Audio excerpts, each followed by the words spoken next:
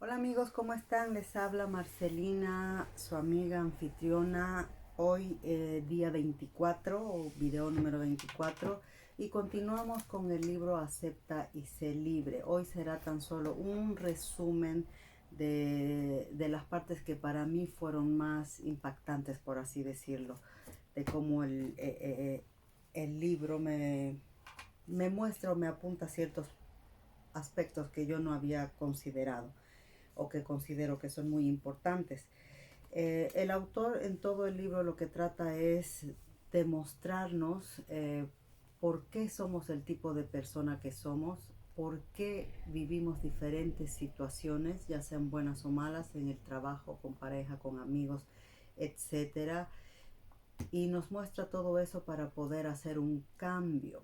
Entonces, dentro de todo eso, por ejemplo, un punto que puedo notar o que fue muy útil para mí es entender que la personalidad es adquirida.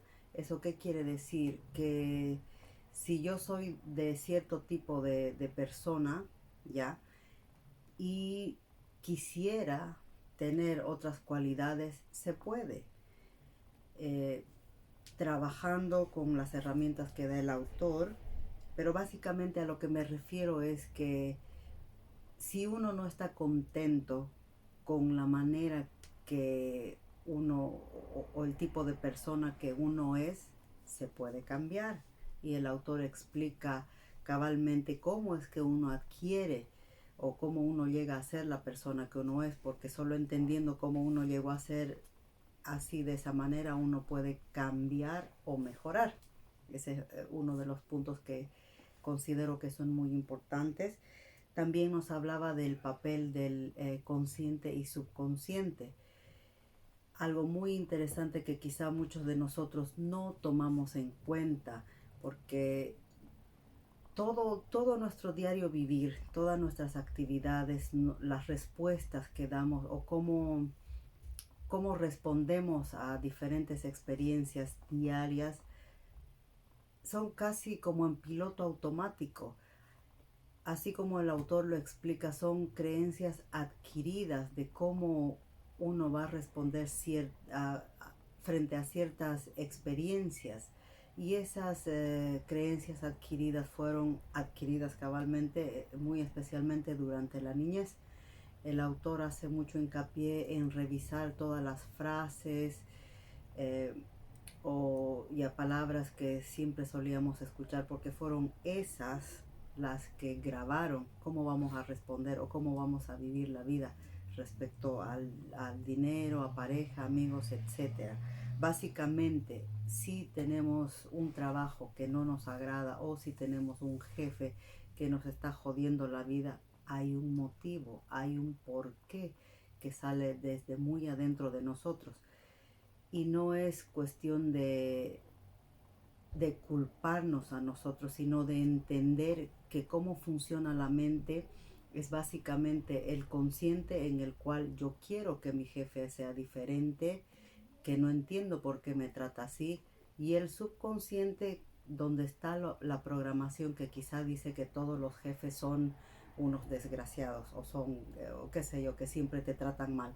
Entonces eso, específicamente eso, hay los patrones de creencia que rigen todos los aspectos con los cuales vivimos diariamente. Entonces, básicamente, si uno quiere cambiar cómo es el jefe de uno, pues está en uno entender. Después, otro punto que me pareció muy interesante, él hablaba sobre reconocerse, reconocer cómo uno se siente. Por ejemplo, nosotros nunca nos ponemos a pensar cómo nos sentimos diariamente. Sí podemos reconocer cuando recibimos alguna noticia, pues nos ponemos contentos o nos ponemos tristes según el tipo de noticia, o si vemos algo chistoso nos reímos. En ese momento sí podemos reconocer la emoción que estamos sintiendo. Sin embargo, reconocer cómo nos sentimos continuamente durante las 24 horas del día, 7 veces a la semana, es muy difícil. yo nunca me había puesto a pensar en qué estado emocional estoy la mayor parte de mis días. Entonces, ahí es donde el autor hace notar que muchos de nosotros vivimos desde el miedo, y él da específicamente unas características que muestran. Por ejemplo, dice, si uno tiene la tendencia a ser perfeccionista, que eso lo pude reconocer yo en mí, si uno tiene la tendencia de no correr riesgos, de siempre esperar, y también esa tendencia de posponer, volvemos a lo mismo, que quiero empezar, pero para después ser controlador. Esto me hace mucho acuerdo a, a, a mí y a otras personas muy cercanas a mí.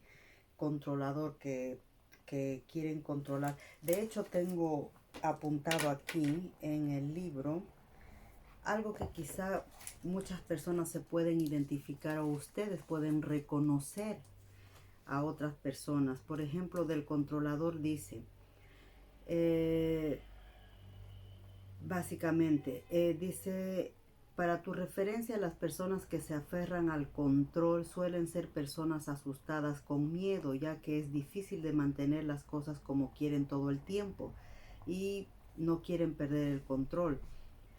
Aquí va, esto es lo que quería compartir. Las personas controladoras, ¿ya? A menudo insisten en que todo se haga a su manera, incluso los pequeños asuntos que son una cuestión de elección personal, como por ejemplo decidir qué ropa su pareja debe vestir. Yo tengo memoria en mi niñez que muchas parejas hacían eso, que no te pongas eso, no te vistas así. Sí, muchos varones, eh, en mis recuerdos, hablaban así. Entonces había un control sobre lo que sus mujeres deberían vestir o no vestir. Entonces a mí me llamó mucho eso la atención, porque, como vuelvo y repito, nunca pensé que yo estuviera viviendo desde el miedo, que esa característica de controlar fuera porque uno está viviendo desde el miedo. También, por ejemplo, dice, el controlador se niega a aceptar la culpa, incluso si las acciones lo muestran.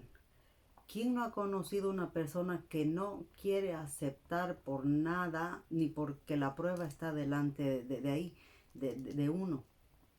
Entonces, para mí, este fue un punto como abrir de ojos, por así decir, porque yo sí conozco mucha gente así, y he conocido durante mi niñez mucha gente así. ¿Eso qué quiere decir? Que la mayoría de las personas que han interactuado conmigo en mi niñez han vivido desde el miedo. Por ende, yo también estaba viviendo desde el miedo. Entonces, ese es uno de los puntos que yo quería compartir con ustedes acerca de la importancia de reconocer en qué estado emocional estamos viviendo todos los días, ¿ya? Otra característica es la incapacidad de expresar tu verdad. Dice, eso se refiere a la incapacidad de poder decir lo que verdaderamente nosotros pensamos o sentimos. Y eso también fue un factor común durante toda mi vida. Siempre por temor a no a que las otras personas no se enojen o no se sientan tristes, uno dice sí, aunque en el fondo lo que uno quiere decir es no. Entonces, esa también es una característica de estar viviendo desde el miedo. La otra característica, bueno, esa era la incapacidad de decir lo que uno siente. Entonces, como digo, para mí fue un punto muy interesante que me hizo notar que yo sí estaba viviendo desde el miedo. Entonces, el autor en su libro nos dice que si uno está viviendo constantemente en ese estado, es difícil cambiar nada, es difícil mejorar las cosas. Entonces el autor lo que insta en primera instancia es a salir de ese estado de miedo, y para eso él da unas técnicas. que serían las de perdonar, agradecer, bendecir, liberar y dejar fluir, porque en el fondo lo que el autor quiere es que estemos en un estado de paz y tranquilidad, y desde allí poder hacer cualquier tipo de cambio, porque solo estando ahí también podemos notar qué tipo de patrones son los que rigen nuestra conducta, ¿ya? Eso me pareció muy interesante. También él, cuando nos habla de crear la nueva realidad, cabalmente, él enfatiza mucho de la importancia de poder observar cabalmente, solo ya estando en ese estado de paz, tranquilidad, o reconociendo en qué estado estamos y trabajarlo, dejando ir, entonces podemos observar los tipos de pensamientos que andan volando por la cabeza. Él dice que son como 60,000 pensamientos por día. Hasta ese entonces yo no me ponía a pensar en qué ando pensando la mayor parte del tiempo. Hay otra parte del libro que quiero compartir con ustedes ahí, que dice básicamente, a ver, déjenme ver dónde está.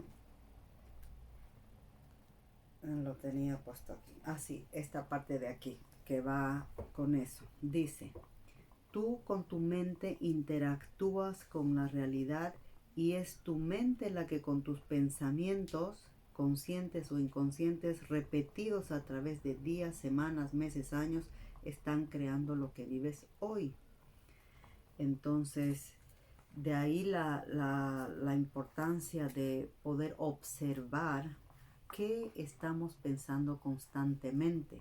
Y para eso también el autor insta de que debemos ser muy cuidadosos en lo que escuchamos, porque si nos ponemos a escuchar chismes, como él le llama, o noticias, si tan solo miramos el noticiero, todas son noticias de desastres, tristezas y todo lo demás que no colaboran a mantenernos en ese estado de tranquilidad y paz. Al fin y al cabo no podemos hacer nada de todos modos con todo lo que está sucediendo afuera. Entonces debemos estar más atentos a mantenernos en calma. No digo no enterarse de lo que pasa en el mundo, pero no entretenerse demasiado en esas noticias que nunca son buenas.